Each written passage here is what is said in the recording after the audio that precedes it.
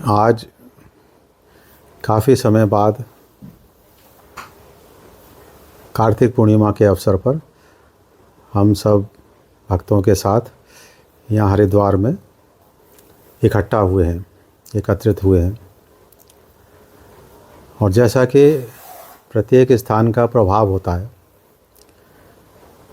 कि अगर वो आध्यात्मिक स्थान है, वो धार्मिक क्षेत्र है, आध्यात्मिक क्षेत्र है, तो उसी प्रकार से हमारे अंदर भी मन में विचार आते हैं। तो कुछ भक्तों के प्रश्न ये थे कि भगवान की प्राप्ति के लिए कौन से साधन को अपनाया जाए, है ना।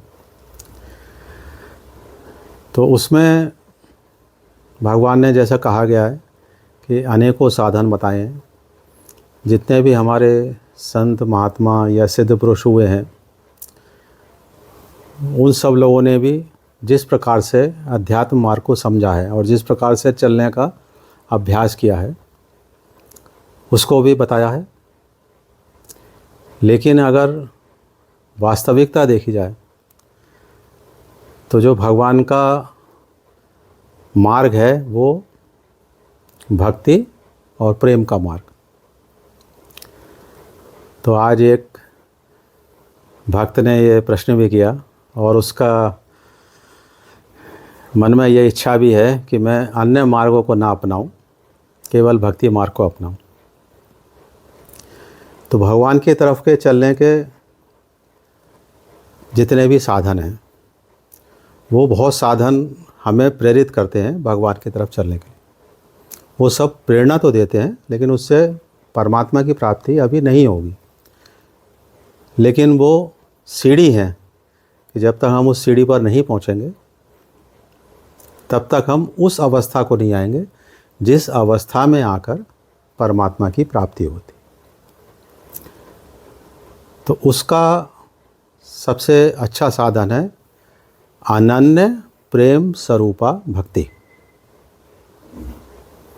तो प्रेम स्वरूपा है, प्रेम और ईश्वर दोनों अभिन्न हैं, उनमें कोई अंतर नहीं है। अगर विज्ञान की दृष्टि से भी देखें तो हमारा ये पूरा ब्रह्मांड किसी न किसी आकर्षण शक्ति से और प्रेम से ही जुड़ा हुआ है। अगर विज्ञान पर भी देखें तो अगर वो सब नहीं जुड़े होंगे, चाहे उसे तुम गुरुत्वाकर्षण शक्ति कह लो, कुछ भी शक्ति कह लो, और जो भगवान की गुरुत्वाकर्षण शक्ति है, जिससे उनका एक नाम क्या है, कृष्ण। कृष्ण माने जो सबको अपनी ओर खींच रहा है, आकर्षित कर रहा है। और उसमें एक ये भाव भी है, बहुत से लोग कहते हैं कि जो जिज्ञासु हैं, जो भगवान के भक्त हैं, वो तो परमात्मा की तरफ जाने का अभ्यास करेंगे ही। लेकिन क्या जो दुष्प्रवृत्ति के लोग हैं, जिनमें नास्तिकता भरी हुई है, जो उस अध्यात्म मार्ग पर जाना ही नहीं चाहते, तो क्या उनको भी वो कृष्ण खींचेंगे अपनी तरफ? ये भी कई लोग प्रश्न करते हैं। और बहुत से प्रश्न ऐसे हैं कि जो और लोगों के मन में होते हैं, मैं उनको भी बोल देता हूँ और फिर उनका उत्तर भी दे देता हूँ, जो वो प्रश्न नहीं पूछ पाते जो उन्हें पूछने चाहिए। तो हमारे गुरुदेव गुरुश्री जो अब ब्रह्मलीन हो गए, उनसे मैं इसी तरह से जिज्ञासा से प्रश्न करता था। तो ऐसे ही बातें उनसे साधारण रूप में भी होती थी और साधारण रूप में ही वो ज्ञान दे दिया करते थे।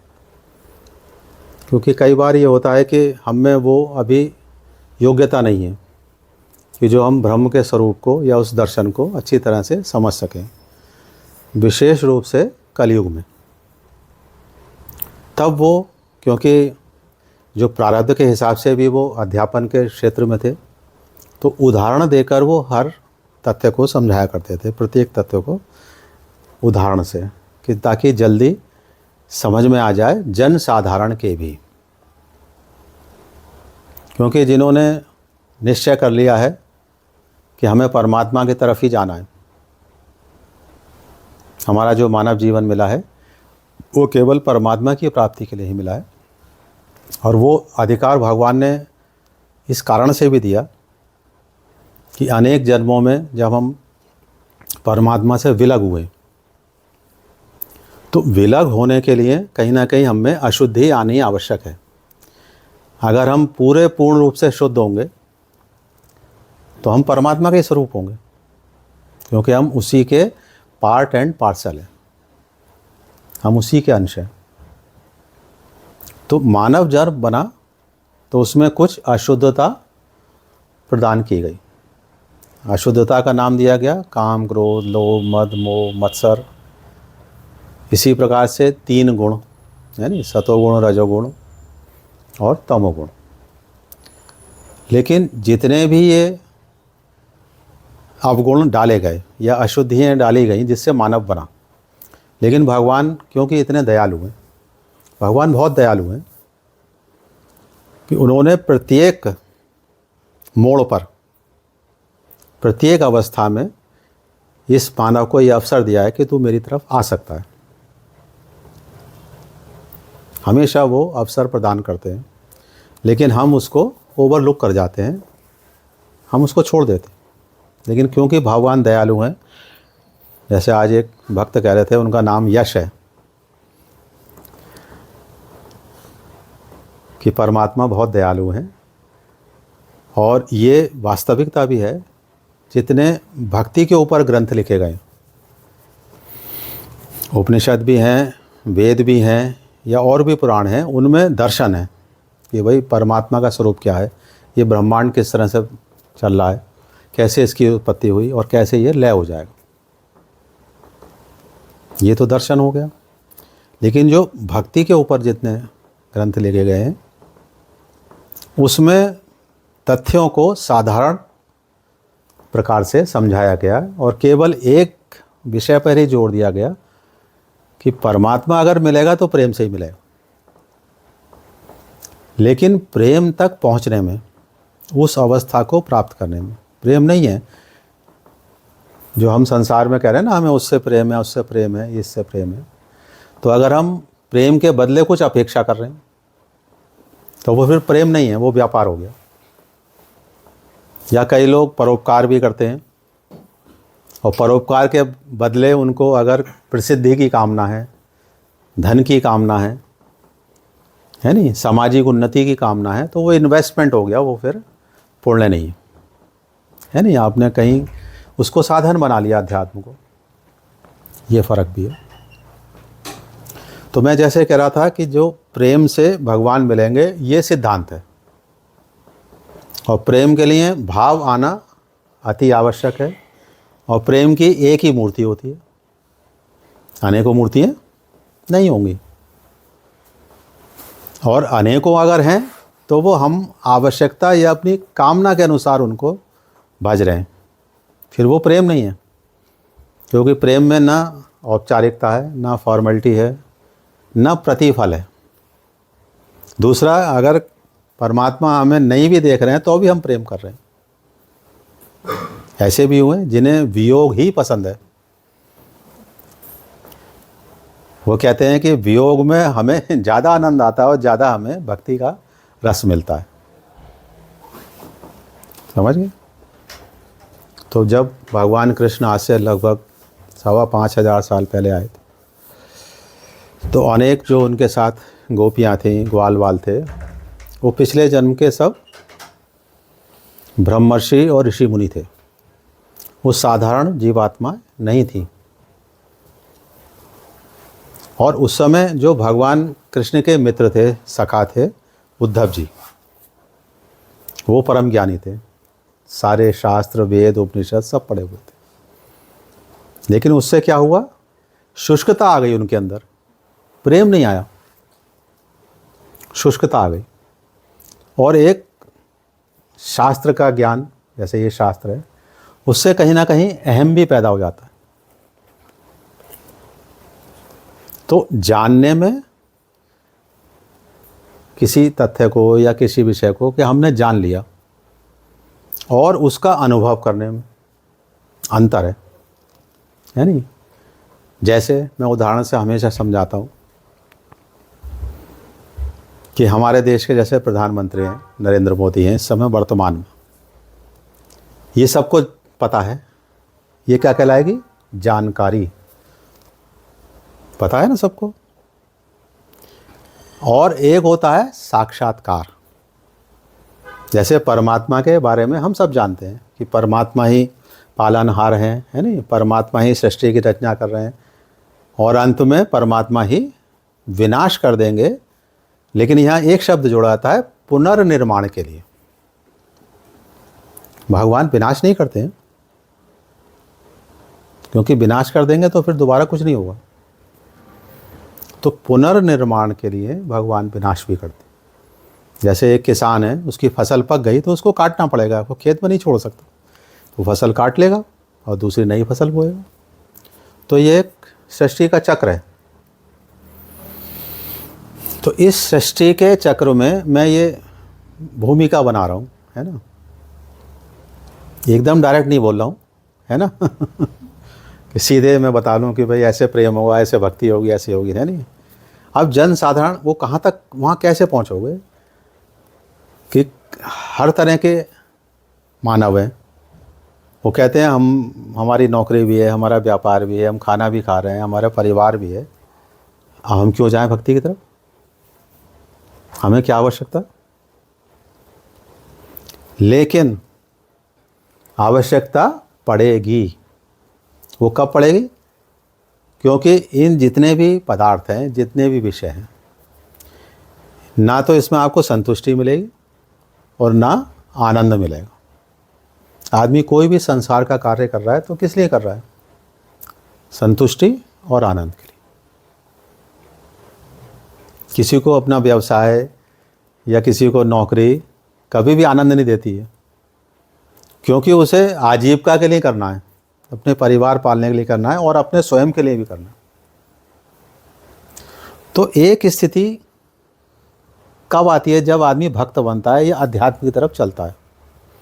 अब इसमें एक तथ्य और जुड़ जाएगा कि अगर उसका पिछले जन्म से परमात्मा की तरफ रुझान नहीं है या उसकी गति नहीं है, मान लो पिछले जन्म से गति है, जैसे सुखदेव जी, भगवान शंकर से उनको ज्ञान प्राप्त हुआ तो वो पिछला लेके आ रहे हैं, तो उन्हें तो कुछ नहीं है, मतलब है ना संसार में जाना ना कहीं जाना, सीधे वो अपनी आगे की स्टेज बढ़ानी।